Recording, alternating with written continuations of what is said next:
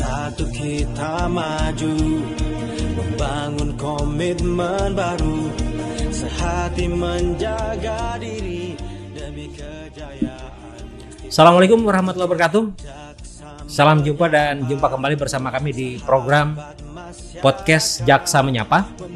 Dan seperti biasa kami akan menjumpai Anda dalam beberapa menit ke depan, membahas hal-hal yang update tentunya terkait dengan beberapa permasalahan yang sering terjadi di masyarakat tapi tidak mendapatkan penjelasan secara tuntas terkait dengan status hukum dari permasalahan tersebut. Nah, kali ini kita akan mengangkat satu tema terkait dengan mafia tanah. Nah, mafia tanah hadir itu karena pengawasan yang rendah serta minimnya penegakan hukum sehingga banyak persoalan yang timbul akibat mafia tanah. Nah, pada umumnya modus operandi yang dilakukan oleh mafia tanah adalah pemalsuan dokumen dan melakukan kolusi dengan aparat. Nah, untuk membahas lebih lanjut terkait hal tersebut, telah hadir bersama kami narasumber dari Kejaksaan Negeri Kabupaten Barito Selatan, yaitu Bapak Antoni Kusumo, Sarjana Hukum, Kasih Intel Kejaksaan Negeri Barito Selatan. Selamat datang di podcast kita pada kesempatan hari, Pak Antoni. Baik, Pak. Suatu kebanggaan buat kami, Pak, Kejaksaan Negeri Barito Selatan bisa hadir di sini. Podcast ini sangat membantu kami, Pak, dalam program Jaksa Menyapa sebagaimana yang diamanatkan Jaksa Agung untuk melaksanakan program Jaksa Menyapa. Baik, terkait dengan kegiatan Jaksa Menyapa sendiri kita agak flashback sedikit karena ini juga merupakan salah satu program nasional yang diluncurkan oleh Kejaksaan Agung, dan ini setiap tahun ya. Setiap tahun dilaksanakan oleh kejaksaan di seluruh Indonesia. Betul sekali, Pak. Ya, ini adalah program dari Kejaksaan Agung. Sebagaimana disampaikan tadi, betul sekali, Pak. Ini adalah program dari Kejaksaan Agung, khususnya di bidang intelijen, di mana Bapak Jaksa Agung mengamanatkan setiap satuan kerja, baik yang tingkat cabang kejaksaan negeri maupun kejaksaan tinggi maupun cabang kejaksaan negeri itu wajib melaksanakan Jaksa Menyapa, di mana program ini mengedukasi, Pak, mengedukasi dan menampung keluhan-keluhan masyarakat apabila memang dipandang perlu untuk disampaikan, dan kita sangat berterima kasih sekali dengan pemerintah daerah Kabupaten Barito Selatan yang bersedia bekerjasama dengan kami, dan kami apabila memang diminta untuk dilakukan rutinitas atau sebagai konsisten dalam program podcast ini, kami bersedia, Pak. Baik, terkait dengan permasalahan yang nantinya akan kita bicarakan lebih dalam lagi untuk mafia tanah ini sendiri. Mungkin Pak Antoni selaku Kasih Intel yang mendapatkan tugas pada kesempatan kali ini untuk menyampaikan mafia tanah itu sendiri seperti apa, Pak? Sebelum kita ke lebih nih, mungkin bisa dijelaskan. Baik, Pak. Terima kasih banyak, Bapak. Itu mafia tanah itu kalau dalam pengertiannya itu, Pak, ada namanya mafia tanah. Mafia tanah adalah individu, kelompok, dan atau badan yang melakukan tindakan-tindakan ini kayaknya sistematis dan ada niatan kesengajaan untuk berbuat kejahatan yang dapat menimbulkan atau menyebabkan terhambatnya pelaksanaan proses peralihan hak maupun proses-proses untuk setiap warga negara mendapatkan haknya. Ini menjadi celah bagi oknum-oknum baik dalam pemerintahan sendiri maupun oknum-oknum dari pihak BPN maupun bisa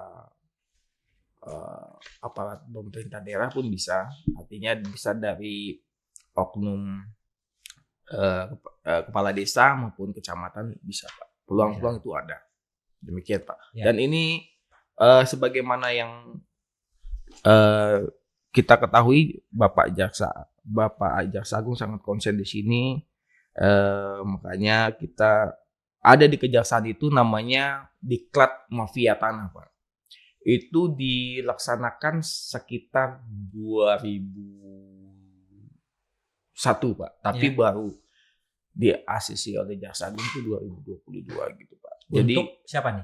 Untuk para jaksa yang para jaksa para jaksa yang biasanya ada surat dari Kejaksaan Agung diteruskan ke Kejaksaan Tinggi dan Kejaksaan Negeri dan cabang Kejaksaan Negeri untuk memanggil Pak, Betul. mengundang jaksa-jaksa yang potensial atau yang punya keinginan untuk mengembangkan pengetahuannya, mengembangkan wawasannya dalam bidang hukum. Ini adalah hukum Pak.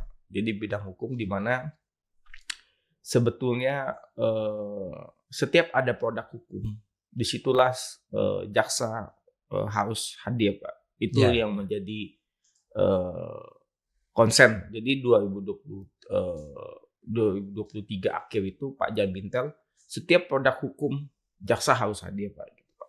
Iya. Nah, terkait dengan penjelasan disampaikan oleh Pak Antoni tadi bahwa mafia tanah yang sekarang atau saat ini lagi gencar-gencarnya diedukasi, disosialisasikan oleh kejaksaan di seluruh Indonesia. Nah, kalau saya kembali ke wilayah hukum Kabupaten Barat Selatan, mungkin apakah pernah ditemukan ini Pak kasus seperti ini di kabupaten kita, di Kabupaten Barat Selatan? Ya, ada Pak. Waktu Ada, itu ada kasus itu ditangani Polres Pak. Namun sudah diputus, rasanya bersalah ya. Itu ada kasus 1 atau 2 bekas ya Pak. Iya. Itu memang ada tindak pemalsuan dan penjualan tanah dan sebagainya.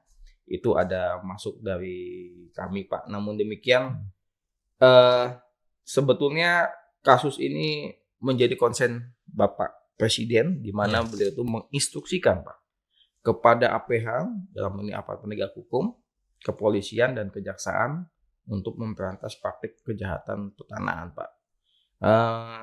Karena tanah ini adalah sebagaimana diamanatkan undang-undang, dipergunakan air, bumi dan alam semesta itu dipergunakan sebesar-besarnya Pak untuk kemakmuran rakyat Indonesia. Artinya bumi kita ini kaya Pak apabila dikelola atau dirawat dengan baik Pak. Makanya Bapak Presiden sangat konsen dengan ini, dan hal ini diimplementasikan dengan Jaksa Agung agar bidang di kejaksaan itu adalah bidang intel dan bidang pitsus itu mengimplementasikan kembali agar membentuk satuan kerja maupun jaksa-jaksa yang kompeten. Untuk itu dibuatlah diklat, dan itu tiap tahun ada tiga gelombang Pak diklatnya Pak. Demikian Pak. Terkait dengan apa yang sudah kita bicarakan di awal, bahwa di wilayah hukum Kabupaten Barito Selatan itu seperti yang disampaikan tadi ada 1 atau 2 kasus, tapi saya belum mendapatkan informasi apakah itu memang sifatnya kasusnya perorangan ataukah itu nanti kasusnya termasuk seperti yang disampaikan oleh Pak Kasih Intel bahwa ini menjadi salah satu kasus mafia tanah. Nah, terkait dengan itu ada beberapa lokasi di wilayah hukum Kabupaten Barat Selatan yang memiliki tanah ya atau lahan yang berdampingan dengan perusahaan. Apakah hal-hal sedemikian mungkin bisa terjadi Pak? Ada praktek atau ada praktek mafia tanah itu sendiri? Karena memang pernah ada selentingan kita dengar terjadi kayak terorganisir seperti itu, bahwa akhirnya ada seseorang yang mengambil keuntungan dari tanah-tanah yang misalkan bersinggungan dengan perusahaan-perusahaan misalkan seperti itu. Mungkin bisa dijelaskan Pak Antoni. Iya Pak, betul sekali Bapak. Terima kasih Pak atas pertanyaan. Memang tanah itu Pak sebetulnya tidak bisa bertambah deh Pak. Iya betul. Ya, tanah itu nggak bisa bertambah, dia tetap Pak. Dia tetap konsen, tapi jumlah penduduk semakin banyak. Artinya kesempatan setiap warga negara Indonesia itu untuk memiliki tanah itu semakin kecil, semakin kecil. Dan ini menjadi perebutan Pak, khususnya untuk perusahaan-perusahaan dan warga negara dan oknum-oknum yang ada kaitannya dengan pertanahan itu memang menjadi celah Pak untuk mengambil keuntungan pribadi dengan melanggar hukum maupun mengambil celah-celah hukum Pak. Ini memang menjadi sangat dilematis Pak, ketika satu sisi kita memandang adanya investasi Pak. Ya, Nah, perusahaan itu adalah investasi daerah. Namun demikian kita ada asas Pak, namanya asas itu pengembangan ekonomi harus sesuai dengan ketentuan undang-undang. Artinya tidak melulu harus investasi saja, tapi kita harus memandang hak-hak lain yang ada yang beririsan dengan investasi. Artinya setiap perusahaan itu, misalnya di sini ada pertambangan, ada perkebunan, itu harus memperhatikan faedah-faedah atau asas-asas hukum hak milik orang lain. Artinya hak milik warga negara apabila sudah memiliki sebidang tanah, itu warga negara wajib Pak melindungi. Ya. Itu kita sebagaimana yang kita ketahui Pak, itu di tanah tuh ada namanya, kalau paling tinggi itu hak milik Pak. Hak guna usaha, hak mengelola, hak menguasai, banyak hak di atas tanah itu yang mungkin kita tuh masyarakat umum belum mengetahui Pak. Betul. Begitu Pak. Baik, terkait dengan karena ini kasus mafia tanah. Jadi kalau kita mendengar istilah mafia tanah itu agak-agak ngeri-ngeri sedap juga. Karena apa? Karena kalau udah dengar mafia itu sesuatu yang seperti apa gitu. Karena kalau mungkin ke film-film kita, kalau mafia seperti ini gitu. Kata ujung Pak, jujur aja Pak, nama mafia tanah itu tercetus itu sebenarnya ketika Bapak Presiden menyampaikan itu kasus mafia tanah. Lalu hal ini menjadi booming Pak, dan setiap aparat penegak hukum pun diminta Pak untuk memberantas mafia tanah. Karena ada mafia ini sebenarnya katanya itu mafioso Pak. Mafioso itu adalah kelompok orang yang punya kelompok orang tertentu yang lintas institusi. Nah, bisa itu dari bidang petanahnya, bisa itu dari pemerintah daerah setempatnya. Hal ini kan bisa melibatkan kepala desa, contohnya oknum-oknum di kepala desa, oknum-oknum di kecamatan. Nah, bisa juga oknum-oknum di APH atau di petanahannya sendiri Pak. Jadi ini adalah makanya ada timbul kata mafia Pak, karena lintas institusi dia Pak. Betul. Kalau hanya mengeluarkan satu institusi dia kurang Pak. Betul. Ada juga di situ lembaga masyarakatnya yang ada ikut terlibat di situ Pak.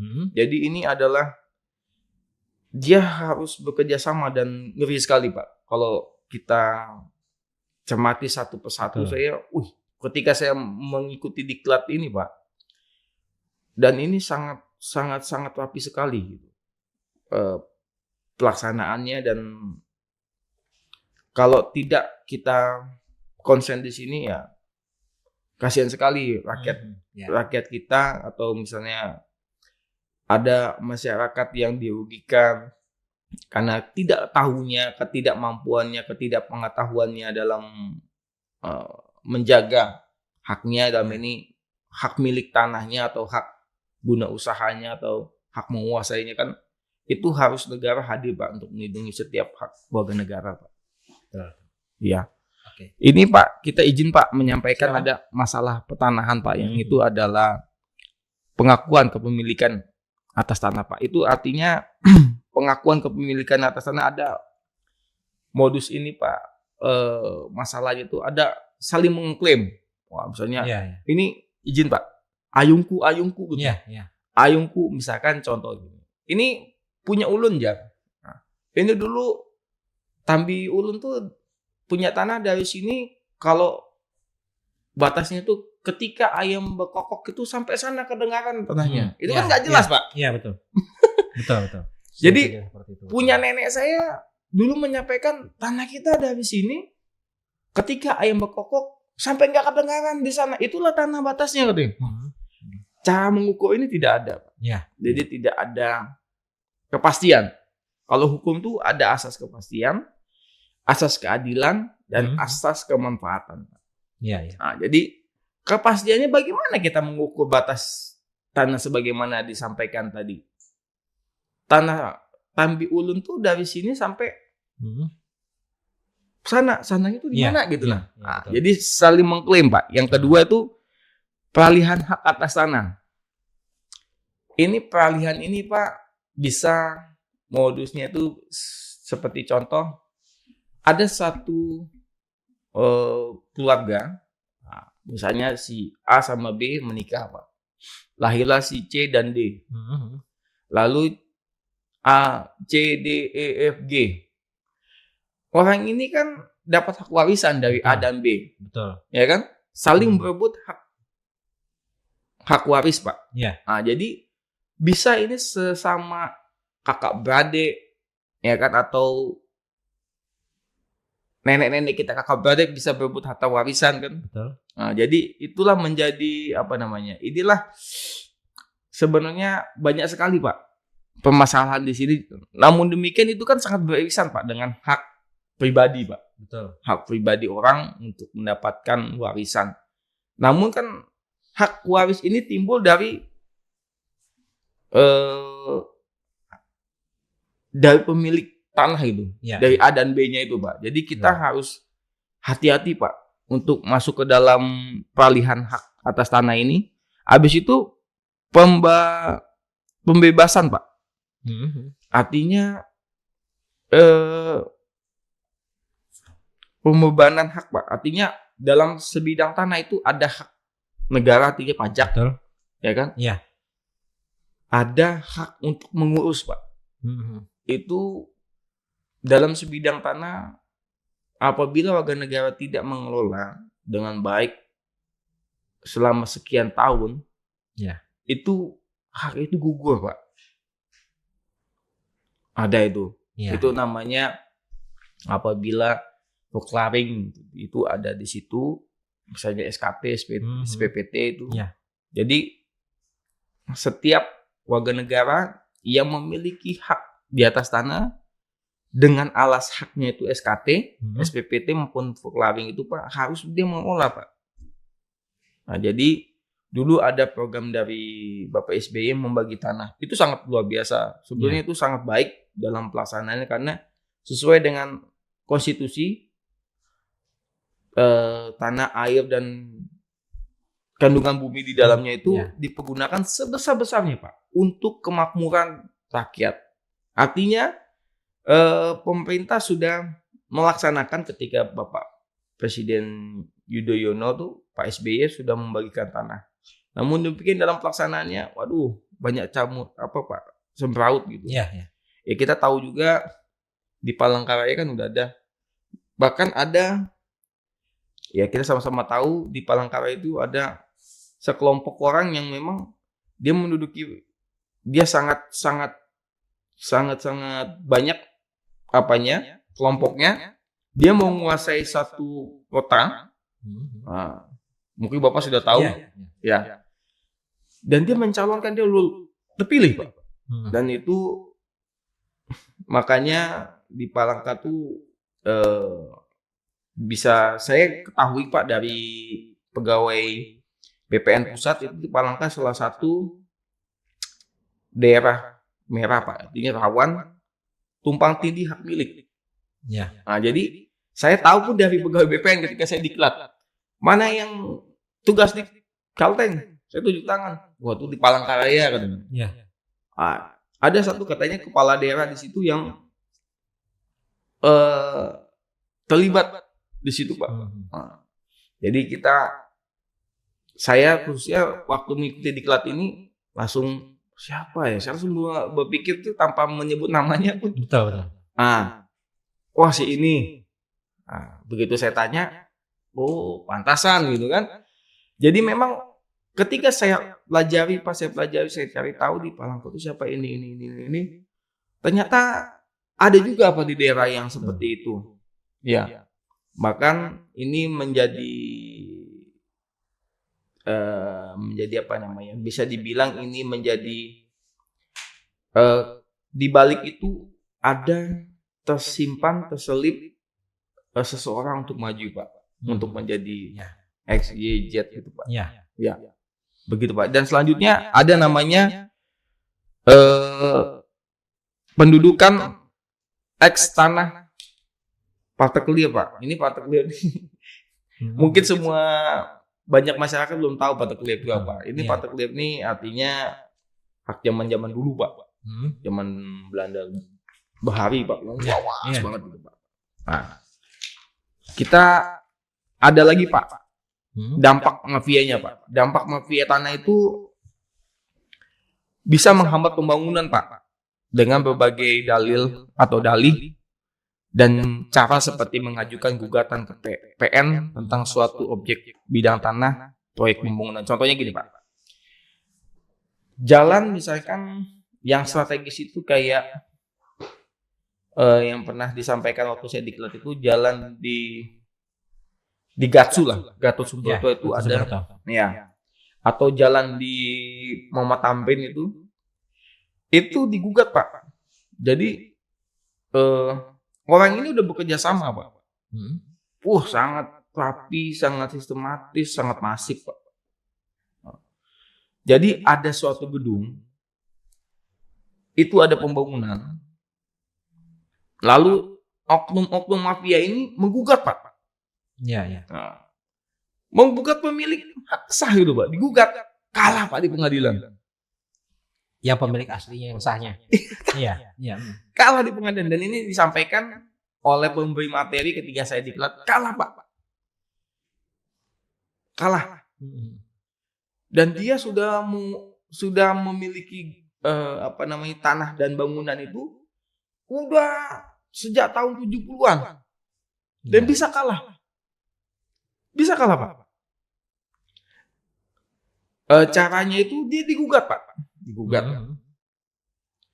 Lalu digugat ke pengadilan secara perdata. Lalu pemilik tanah yang sah ini bertemu orang itu Pak, pembuktian. Kalah lah. Dia bisa menciptakan suatu kondisi seolah-olah tanah itu adalah milik dia. Dia bisa mencetak surat kepemilikan hak tanah yang sama Pak. Sama. Itu bisa modusnya itu jatuhnya kepada pemalsuan dokumen. Ya. Bisa itu dia mengajak kerjasama dengan oknum-oknum pertanahan. Bisa dengan LSM untuk di demo. Bisa dia mengajak masyarakat sekitar untuk bekerja sama gitu Pak. Bahkan ada saudara saya di Palangkaraya itu dia punya sebidang tanah Pak. Karena dia pendatang Pak. Dia beli sah Pak secara hukum. Tapi digugat kalah Pak. Lucu sekali. Iya betul. Iya, kalah dia Pak. Ternyata tetangganya itu adalah saudara-saudara dia yang pemilik tanah sebelumnya. Ya, digugat nih Pak, kalah dia. Lalu bertanyalah sama saya, bagaimana? Itu namanya mafia saya bilang. Karena tanahnya ini nilainya tinggi sekali Pak. Salah satu cukup strategis di Palangkaraya, dia kalah. Biasanya seperti ini Pak Antoni. Biasanya terjadi hal-hal sedemikian itu karena memang ada pergeseran nilai. Biasanya waktu tanah itu masih belum memiliki nilai ekonomis yang tinggi biasanya dibiarkan, terbengkalai, nggak diapa-apain.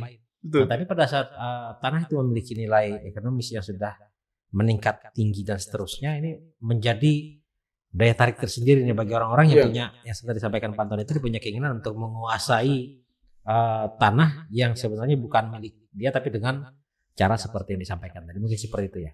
Iya betul Pak. Jadi karena sebenarnya faktor ekonomi menjadi salah satu faktor yang timbulnya mafia, praktek mafia tanah ini Pak. Itulah negara harus hadir Pak, melindungi setiap hak warga negaranya. Dalam hal ini adalah hak kepemilikan atas tanah yang sesuai dengan ketentuan undang-undang.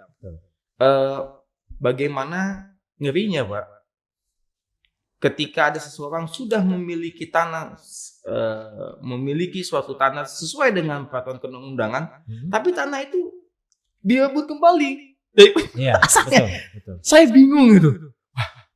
Saya bilang, nggak habis pikir saya.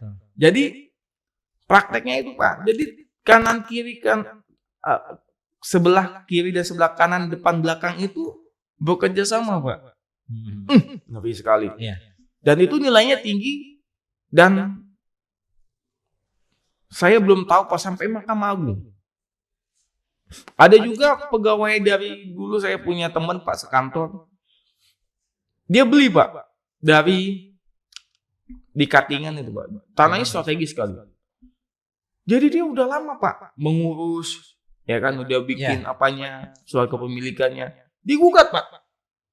Punya dia. Betul.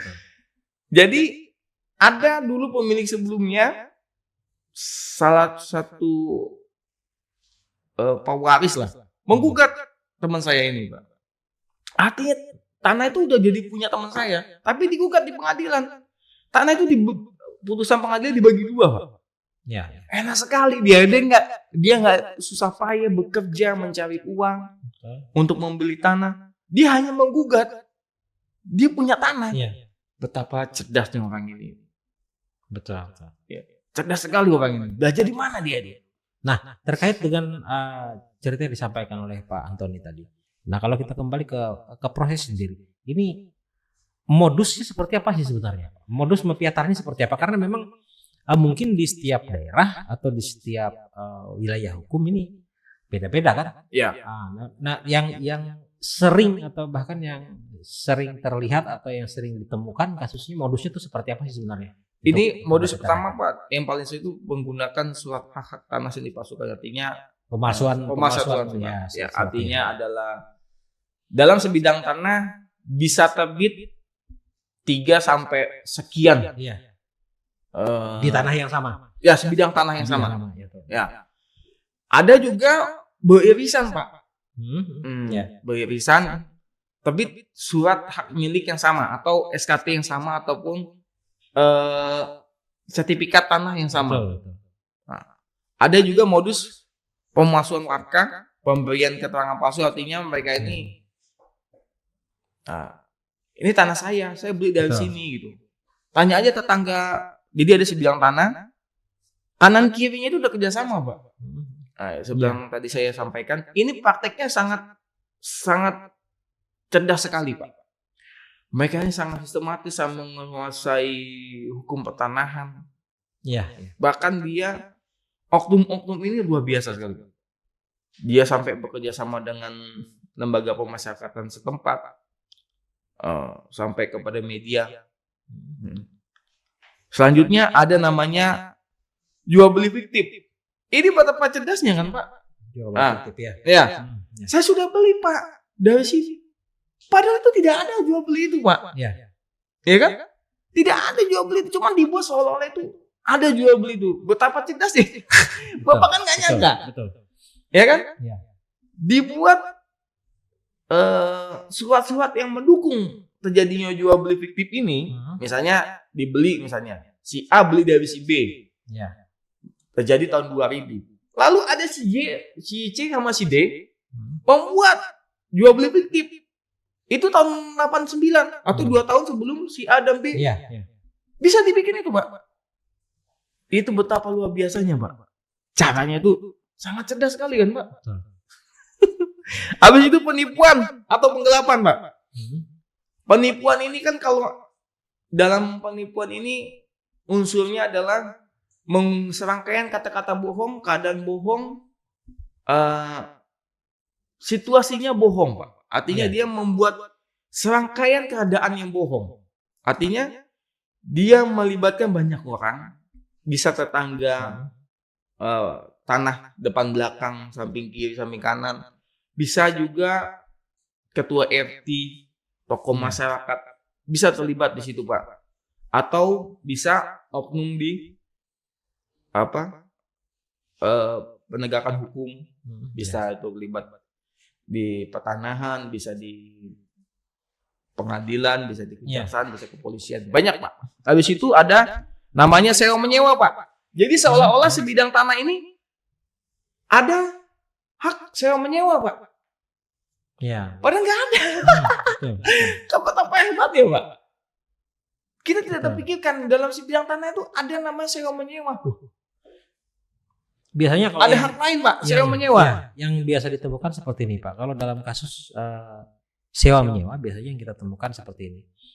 Ada seperti Pak Antoni misalkan memiliki tanah atau lahan yang mungkin belum digarap, tapi sudah memiliki surat menyurat. Kemudian saya karena memiliki keinginan untuk mungkin berkebun atau apa dan sebagainya, kasarnya saya sewa dengan Pak Antoni. Iya.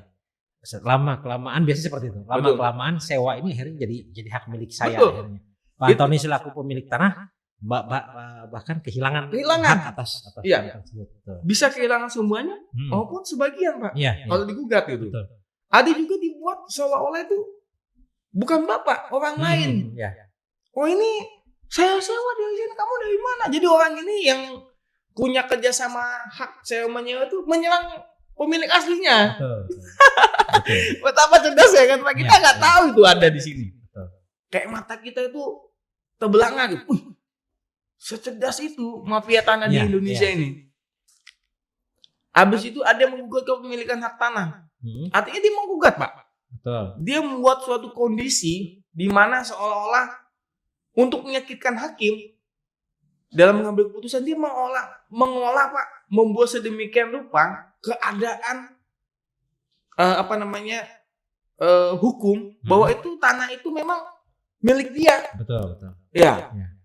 Dengan melibatkan banyak orang Pak, bisa di oknum pertanahannya, bisa itu di APH-nya, bisa di lembaga masyarakat, Ya. bisa juga nanti oknum pemerintah setempat Pak, atau tokoh masyarakat setempat. Lalu yang ke-9 Pak, menguasai tanah ala preman Pak.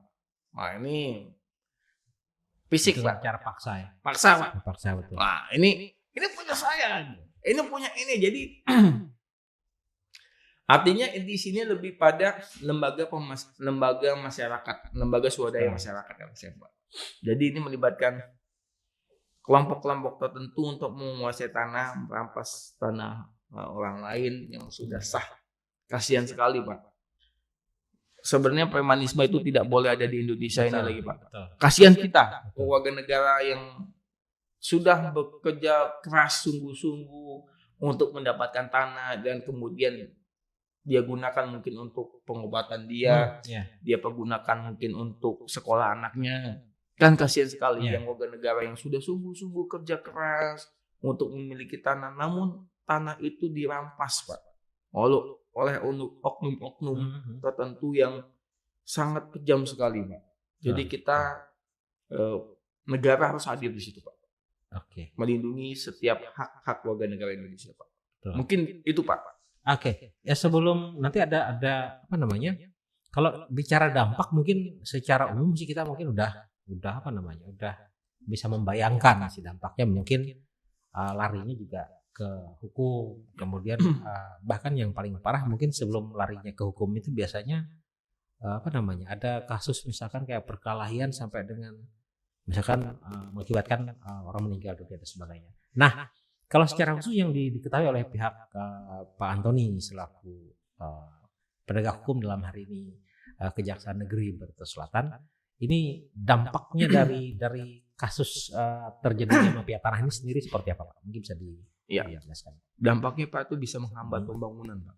Jadi salah satunya menghambat pembangunan. Ya, menghambat pembangunan itu dengan mengajukan gugatan ke PN Pak. Ya. Jadi misalnya ada pembangunan sekarang kan setiap pembangunan jalan harus ada sertifikat. Betul.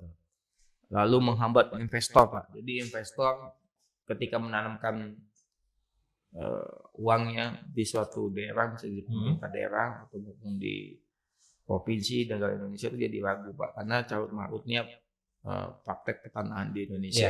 Yang ketiga itu Pak, kepastian hukum yang mahal. Kepastian hukum di Indonesia ini khusus dalam pertanahan itu sangat mahal. Sangat mahal. Artinya kepastian hukum ini harus bisa dilaksanakan oleh pemerintah Pak.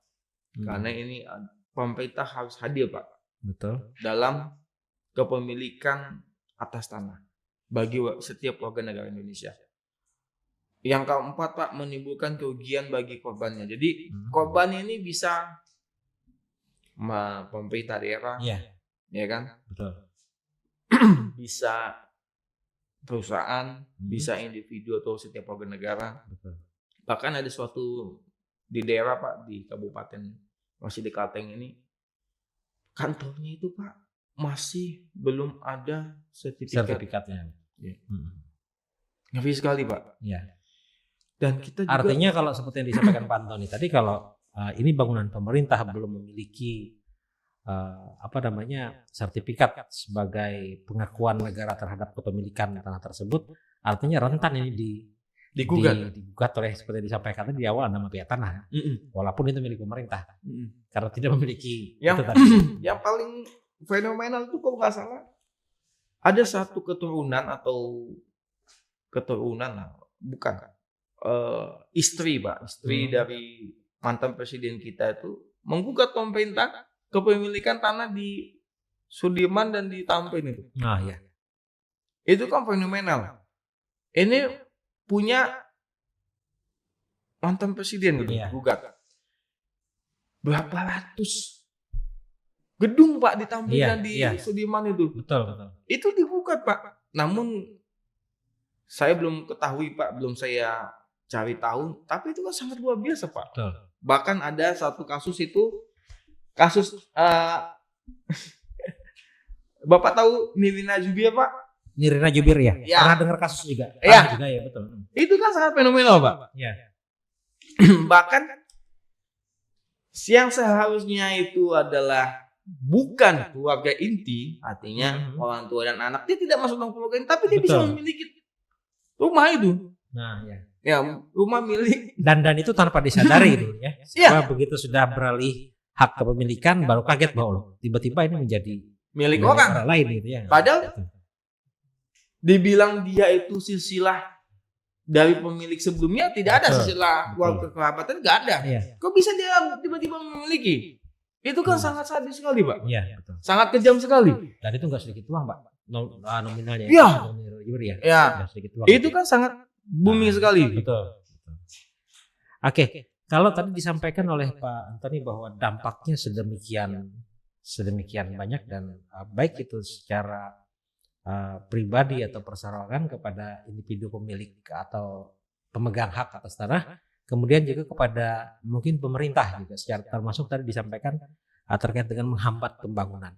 Nah, kalau melihat dari apa yang disampaikan oleh Pak Antoni, nah sekarang fungsi pengawasan itu ada di mana Pak? Supaya ini nggak terjadi, supaya mafia tanah ini nggak tambah tiap tahun, nggak tambah banyak, tiap tahun nggak tambah nggak tambah. Nah, fungsi pengawasannya mungkin ada di mana? Ya, terima kasih Pak. Jadi fungsi pengawasannya itu bentuk pencegahannya itu kita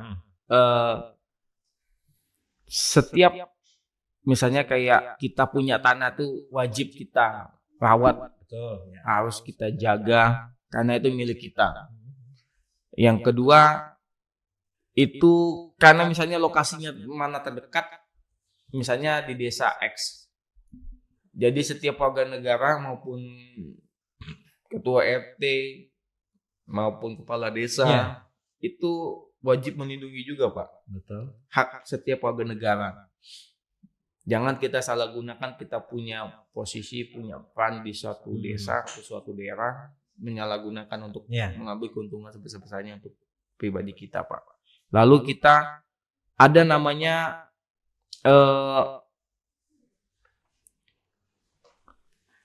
programnya itu dikejaksaan namun belum dilaksanakan Pak, karena belum ada ketentuan pelaksananya. Itu nanti kemungkinan akan ada MOU Pak dengan instansi lain, karena ini melibatkan lintas instansi Pak. Betul.